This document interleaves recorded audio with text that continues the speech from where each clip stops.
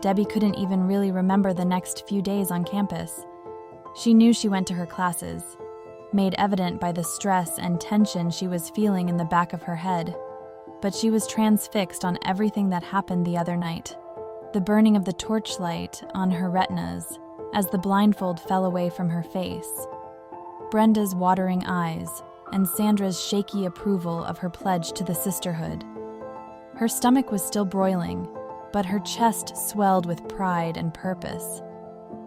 She was almost an official member of one of the most prestigious sororities in the country. There was just one matter of business left: the initiation. Debbie was instructed to meet Audrey and Tina at the pier of Silver Lake, just a few yards away from the front door of the Alpha House. She was to arrive at precisely 8 o'clock Saturday night, and to be ready for anything. "What should I wear?" Debbie asked over the phone, concerned. Tina responded, "It won't matter." Fair enough, Debbie thought. The day had come. It was cool and quiet. The gentle lapping of lake water onto the shore could barely be detected.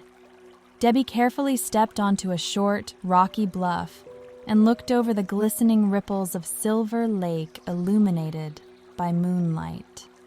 Glancing around, she hoped to lay her eyes upon either one of her future sisters.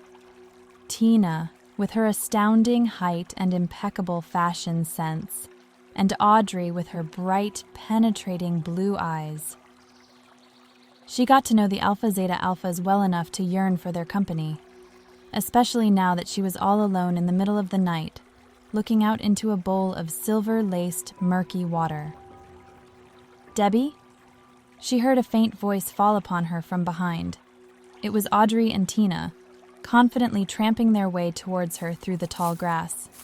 "Glad you guys made it," Debbie called back, relieved.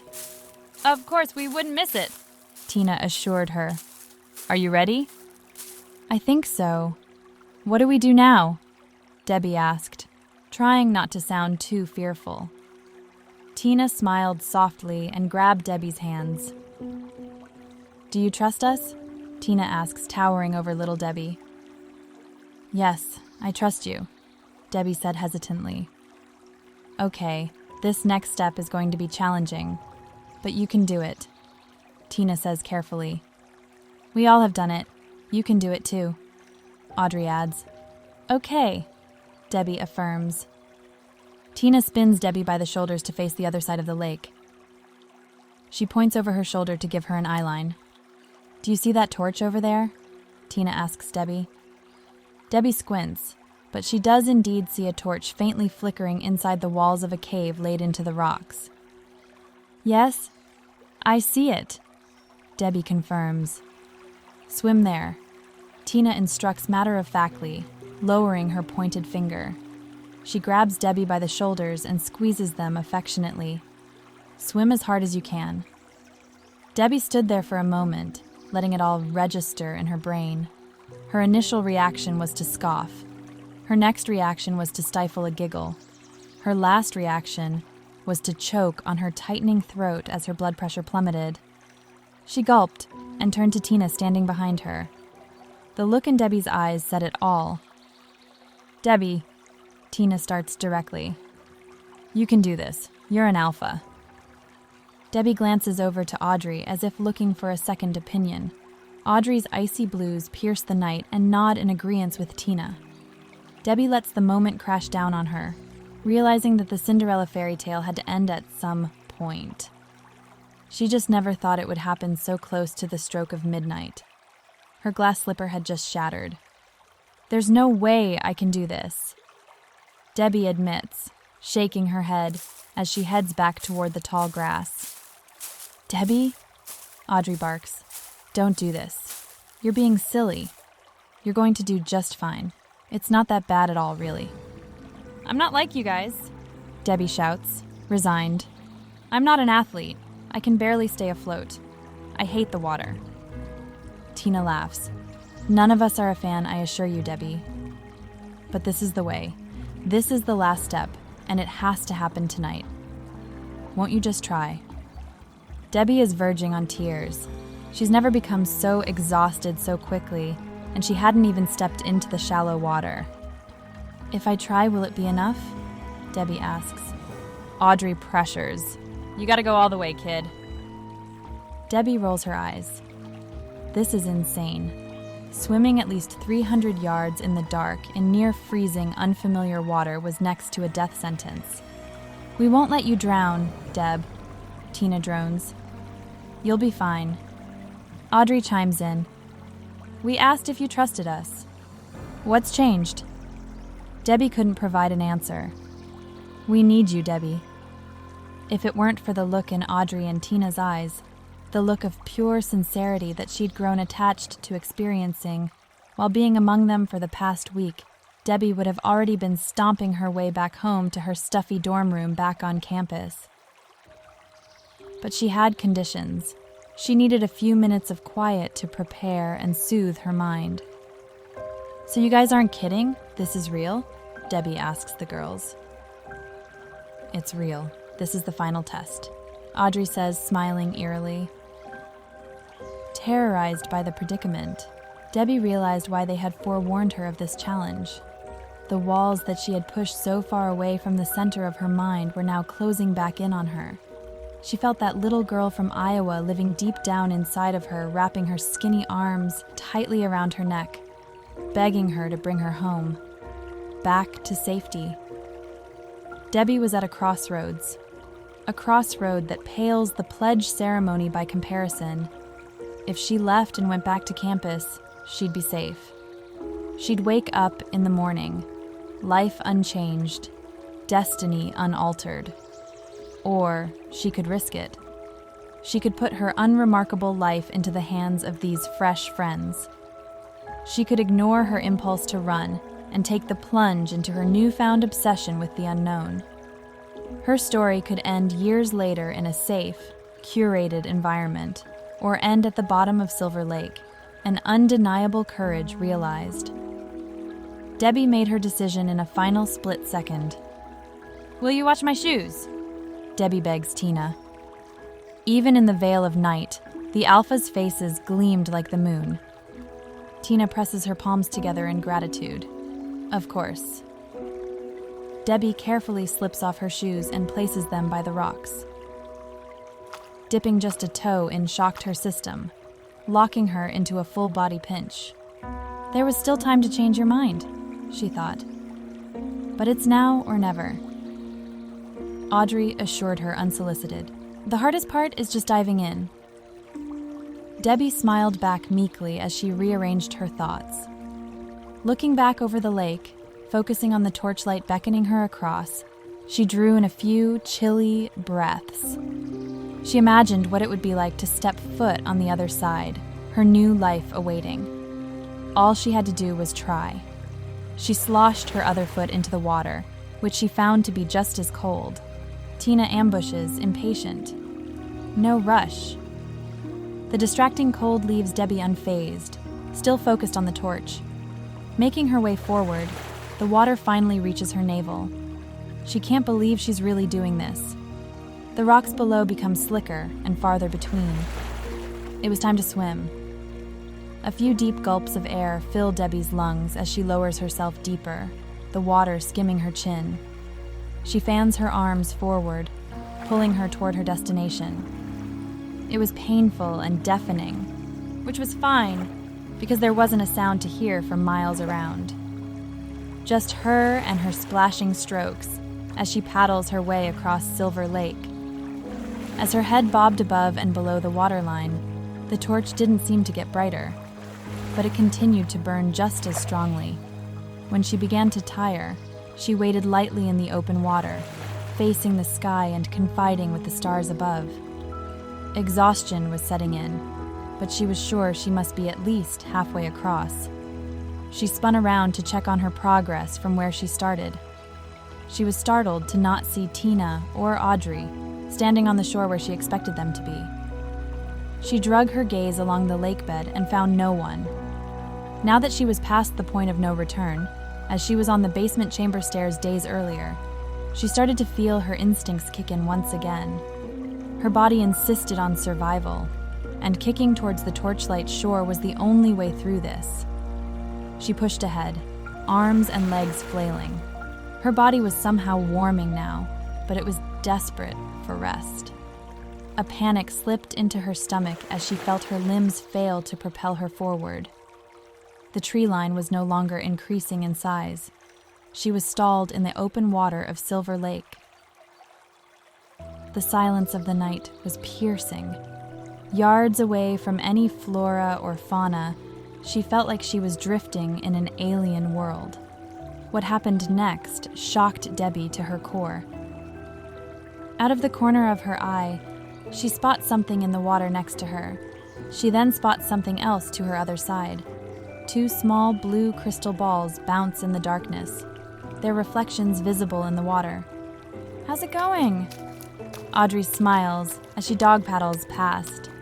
"Audrey," Debbie sighs in relief. "Terrible night for a swim, huh?" Tina admits quietly, startling Debbie from the other side. Debbie huffs. "What are you doing out here?" Through chattering teeth, Audrey replies, "We thought we'd join you. It looked like too much fun." "Can we go now?" Tina says sharply, gesturing towards the shore. They were almost there. Tina, Audrey, and Debbie swam together towards the beach, cracking jokes along the way to keep their temperatures and spirits up.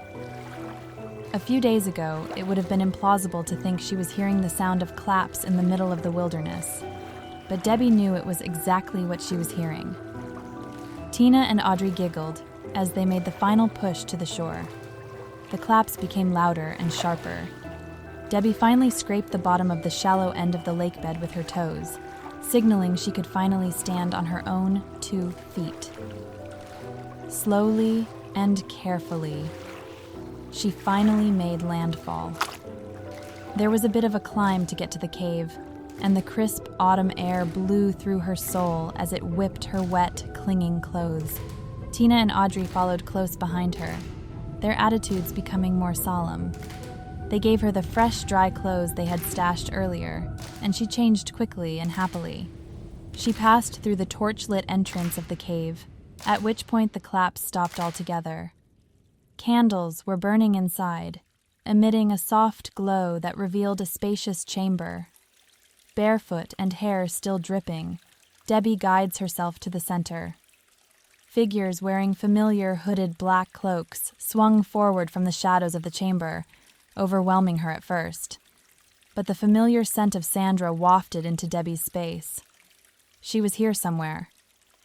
2 more cloaked figures enter the cave and join the black mass of people. Debbie gulps hard, somehow finding, even after swimming across a lake, her throat had dried up. Lantern light spills into the chamber unexpectedly, shedding light on the participants. Sandra, cloaked in an unusually adorned cape, raises the lantern above her shoulders, encouraging everyone else to remove their hoods. They were all there, all the Alpha Zeta Alpha sisters. Even Elder Mildred, who was rarely seen outside of the kitchen, was there. Sandra stood silently, unsmiling, remorseful almost. She hung the lantern on the wall and approached Debbie, walking around to survey her. Debbie wanted to say something, anything, to break up the awkward silence. Sandra finally stands in front of Debbie, searching her eyes for something. Perhaps a sign of hesitation. Debbie must have appeared sure of her commitment to be there, as Sandra breathed a sigh of satisfaction. Sandra takes Debbie's hand in hers and pulls it up to her cheek, pressing it against her skin. It's cold, but Sandra doesn't seem to mind. "She would be proud of you, darling," Sandra said warmly, but just as stoic as ever.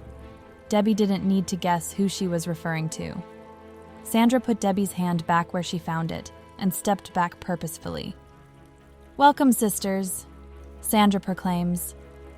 "Tonight, we gather to celebrate the initiation of a new member into the sorority of Alpha Zeta Alpha. This ceremony marks the beginning of her journey of empowerment, unity, and lifelong sisterhood. Who presents this initiate for consideration?"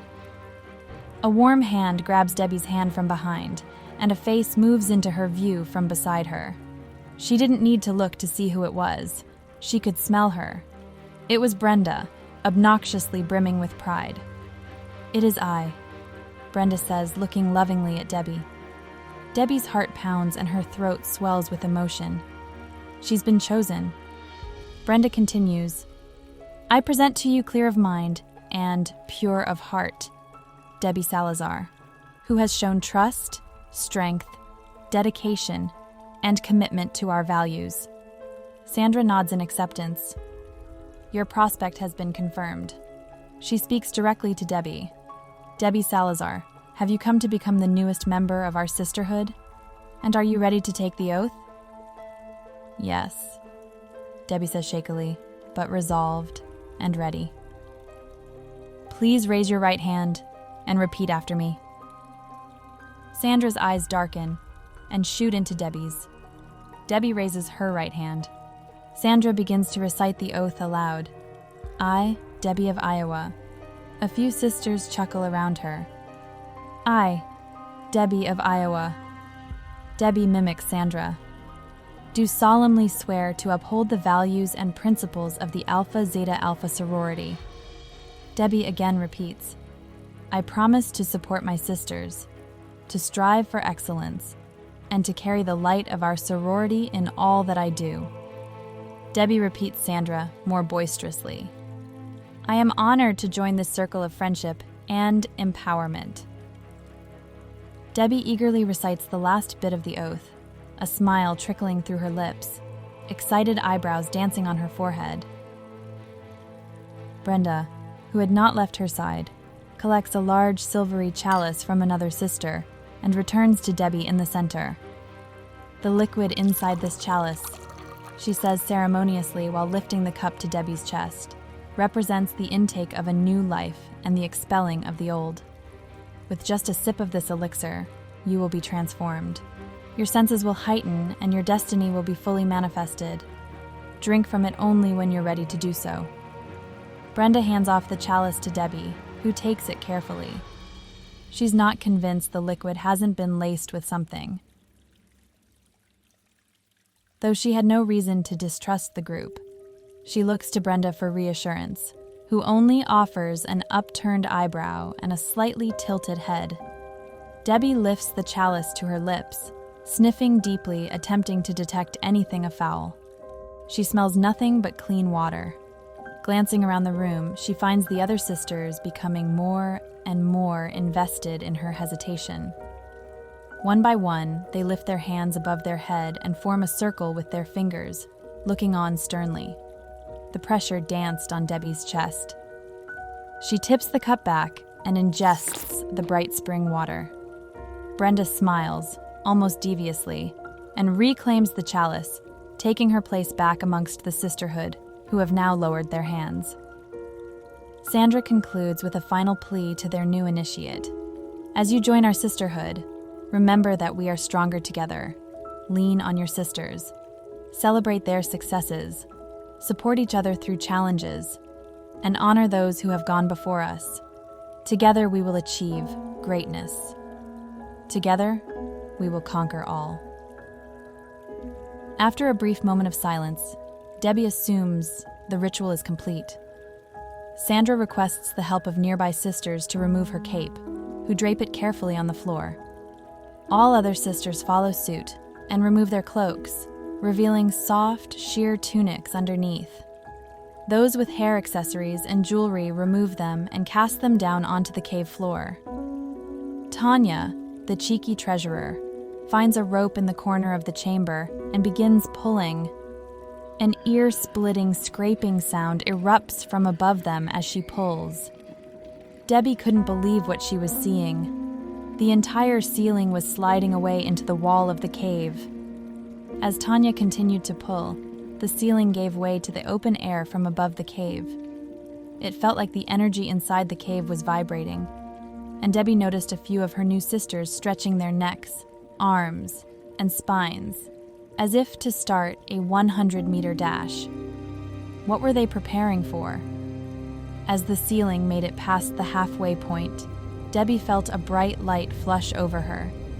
It felt like her body was boiling.